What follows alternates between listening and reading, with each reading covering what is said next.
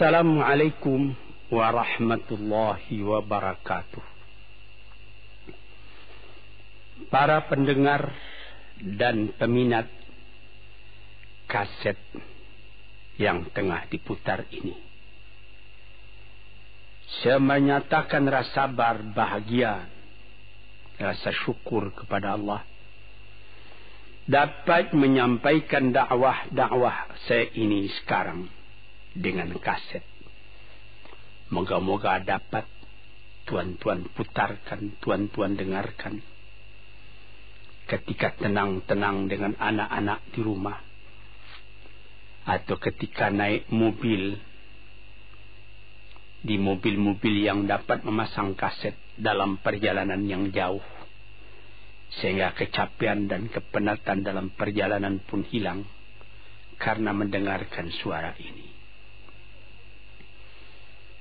Yang akan jadi cerita saya pada hari ini adalah apa yang pernah kejadian di zaman Nabi kita Muhammad sallallahu alaihi wasallam. Di dalam riwayat ada diceritakan bahwa pada suatu hari, kira-kira pukul 9 pagi sepenggalah matahari naik,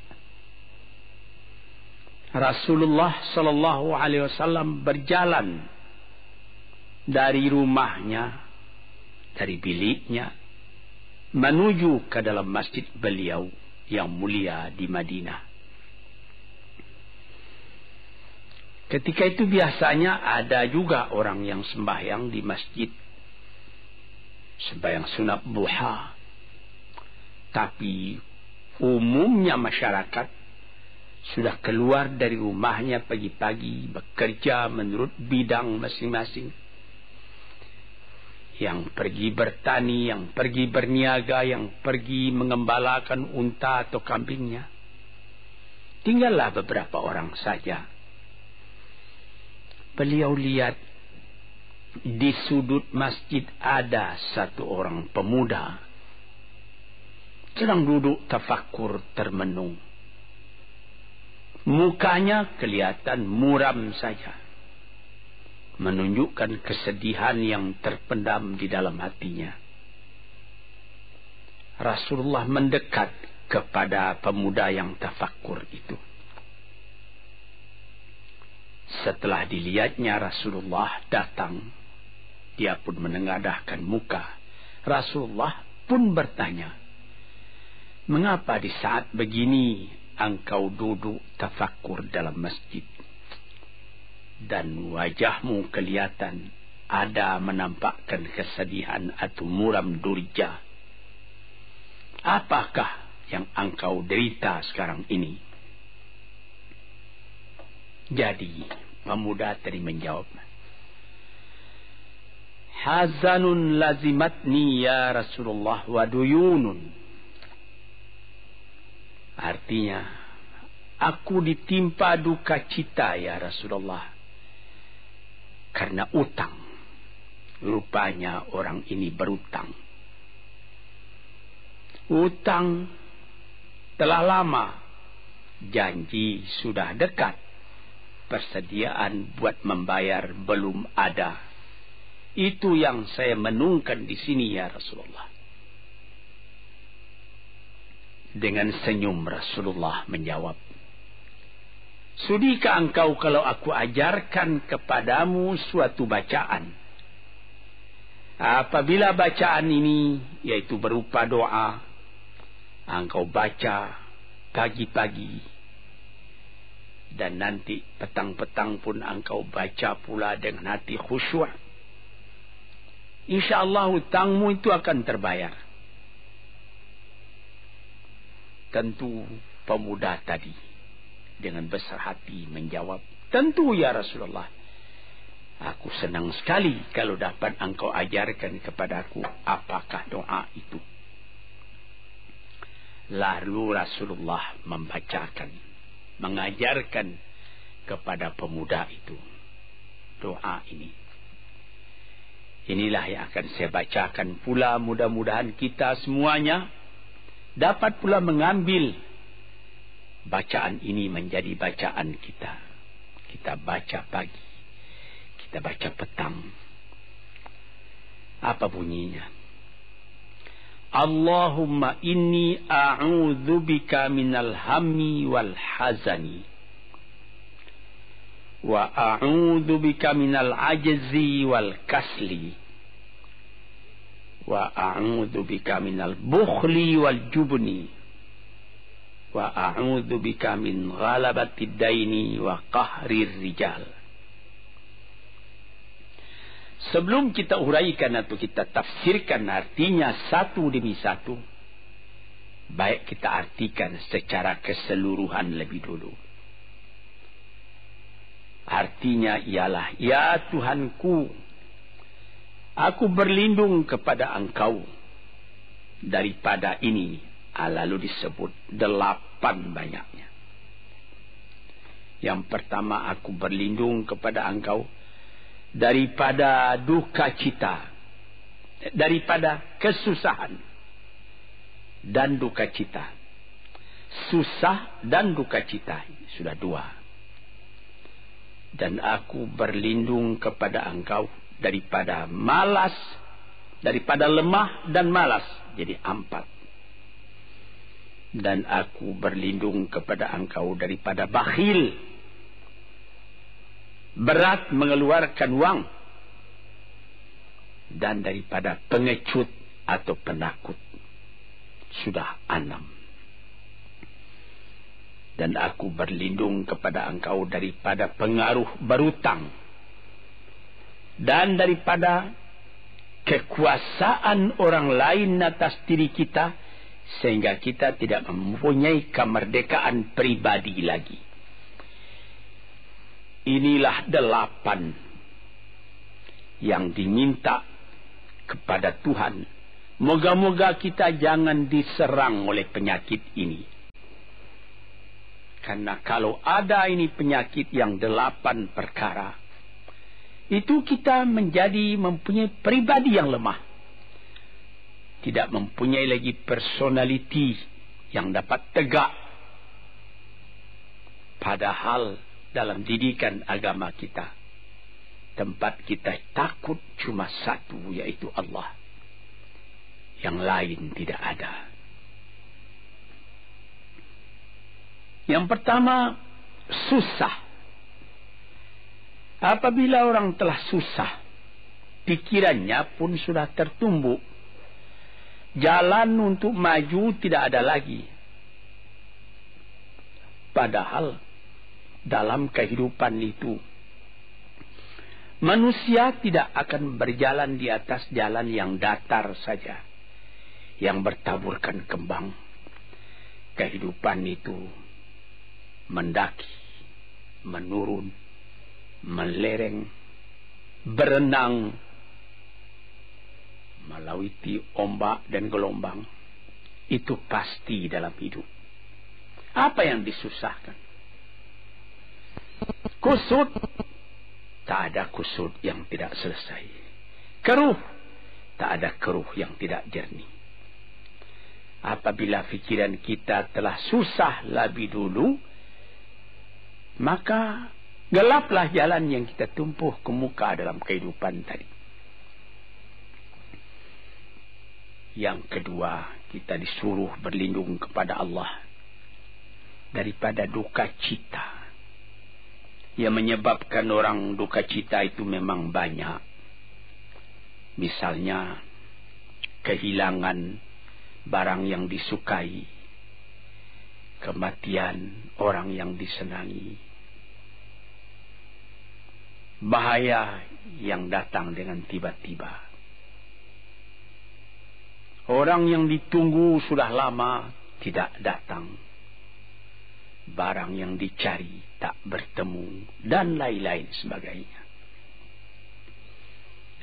Lalu tumbuh hazan, duka cita. Kalau kesusahan menjadikan soal yang kita hadapi jadi kusut, kedukaan menyebabkan jalan yang kita tempuh jadi gelap. Ini 2 dua hal yang bisa menghambat, menjadi rintangan bagi manusia di dalam kehidupannya. Lalu yang ketiga, aku berlindung kepada Engkau ya Allah minal ajaz. Lemah. Lemah apa? Lemah fikiran. Tidak ada energi lagi. Tidak ada inisiatif lagi. Menyerah saja. Lemah. Belum dihadapi suatu soal, hati lebih dulu sudah lemah. Merasa itu soal terlalu besar. Padahal kalau dihadapi, tidak ada kusut yang tidak terselesaikan. Tidak ada keruh yang tidak terjernihkan. Yang lebih berbahaya lagi. Yang keempat, apa? Malas. Kalau sudah malas, apa yang akan dikerjakan lagi?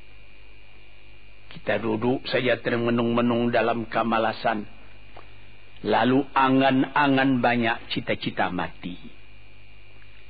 Angan-angan hendak terbang, padahal sayap tidak ada.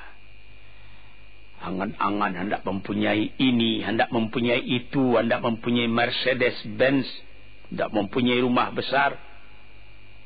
Tapi ikhtiar tidak ada. Sebab itu ada pepatah dari orang tua-tua kita di zaman dulu. Dikatakannya, mati, ini di zaman penjajahan dulu ini. Mati Belanda karena pangkat katanya. Mati Cina karena kaya katanya. Mati Keling karena makanan katanya. Mati Melayu atau Indonesia karena angan-angan. Ini dia. Angan-angan karena malas saja, berangan-angan. Tapi malas. Jadi tidak jadi. Dan itu membentuk juga kepada diri kita. Orang pemalas itu jalannya lunglai saja, matanya muram saja, tak jauh dia memandang. Ini penyakit. Itu 4 penyakit. Lantas dikatakannya lagi yang nomor 5 dan nomor 6. Wa a'udzubika minal bukhli wal jubni. Dan aku berlindung kepada Engkau daripada bakhil dan pengecut. Ini lebih berbahaya lagi. Dikumpul-kumpulnya harta banyak-banyak. Maksudnya tadi hendak menguasai harta itu. Lama-lama dengan tidak disadarinya, harta itulah yang menguasai dia. Dia menjadi bakhil. Siang malam tidak ada kesenangan, cuma sibuk cari uang.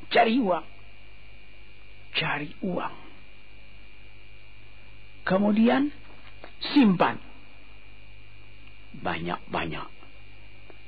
Gunanya ya cuma mengumpul itu saja.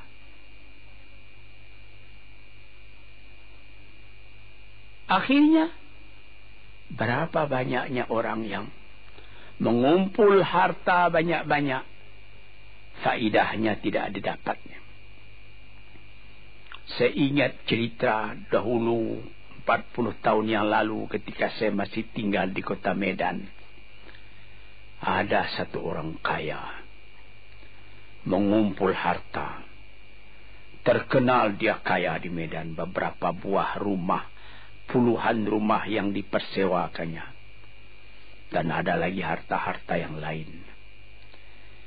Dia berjalan di jalan raya kota Medan itu dengan jalan kaki pakai payung satu. Padahal orang sudah mulai membeli mobil. Entah Cadillac lah, entah Chevrolet lah. Model-model yang terkenal sebelum perang. Anaknya mengambil faidah dari kekayaan ayahnya. Dia beli mobil dengan uang ayahnya. Lalu orang bertanya, Tuan, anak Tuan sudah naik mobil, Tuan masih jalan kaki. Apa jawab si bakhil tadi? Saya anak orang miskin, anak saya anak orang kaya, katanya. Nah, inilah orang yang bukan lagi mencari harta buat menguasai harta itu, tetapi dia mencari harta buat dikuasai oleh harta itu. Yang nomor 6 lebih jahat lagi. Apa? Jubun, pengecut. Pengecut ini menjadikan separuh dari kehidupan manusia menjadi gagal. Ada pepatah orang, kalau engkau berniaga atau berusaha, meskipun modalmu tadinya tidak ada, asal engkau berani, itulah modal utama dalam hidup. Sesuai dengan pepatah Melayu atau pepatah Indonesia lama, dia katakan,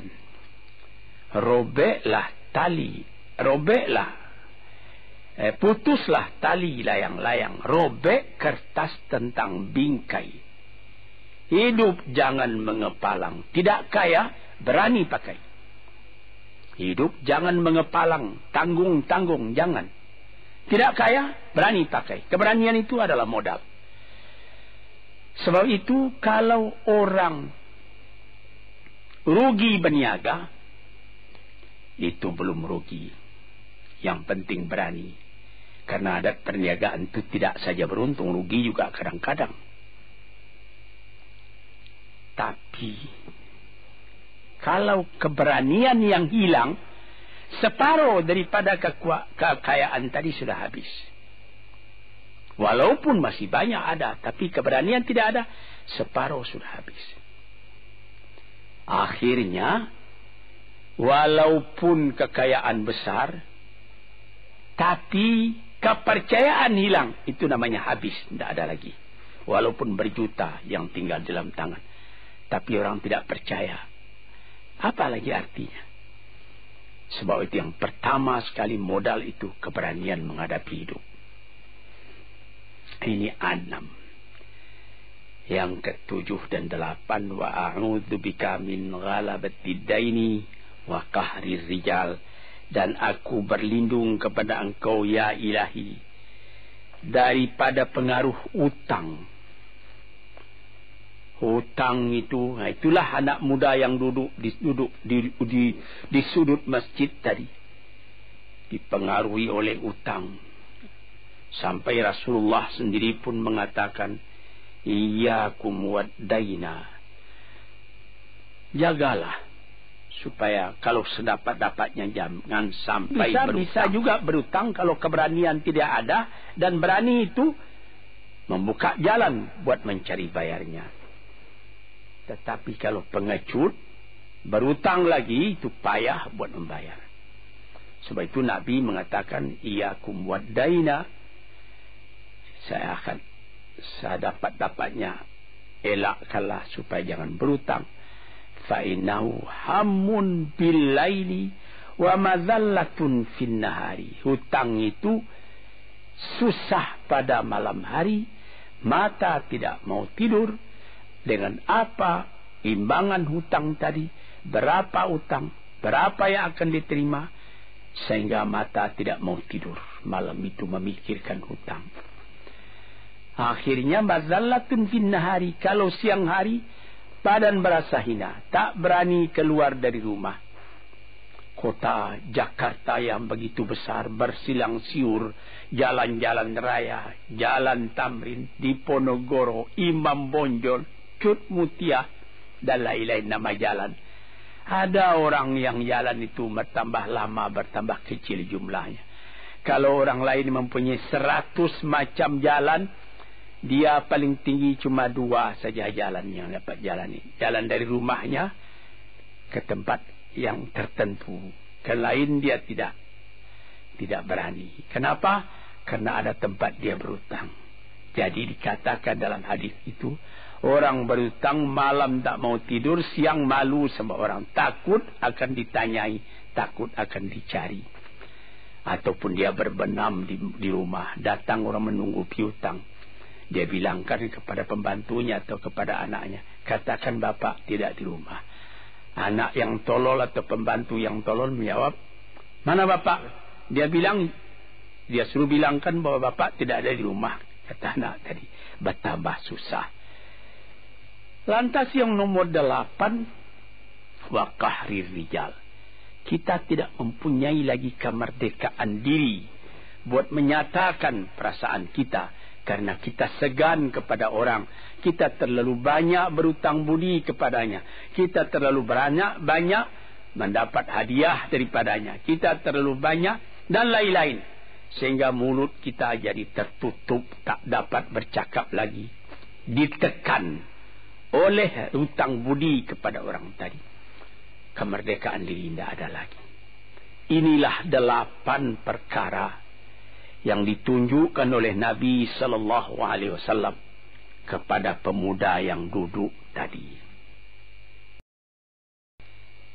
Bapak-bapak, saudara-saudara pendengar kaset yang saya muliakan, moga-moga pengaruh dari hadis ini, daripada doa ini masuk ke dalam diri saudara, dan saudara menjadi orang muslim dan merdeka yang sejati.